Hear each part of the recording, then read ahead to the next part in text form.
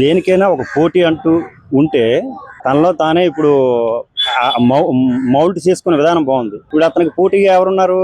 ఇప్పుడు వాళ్ళ నాన్నగారు ఉన్నారు, మన పవన్ కళ్యాణ్ గారు ఉన్నారు. ఎప్పుడైతే ఒక పోటీ, మంచి పోటీ ఉందో, క్రూరత్వంతో కూడిన పోటీ కాకుండా మంచి పోటీ ఎప్పుడు ఉందో, తనలో తాను కొద్దిగా ఉన్న దీంట్లో బెస్ట్ గా ఇవ్వడానికి చూసుకుంటారు ఎవరైనా. ఇప్పుడైతే ప్రస్తుతానికి కొద్దిగా ఆనందంగా ఉంది ఇలాంటి విషయం.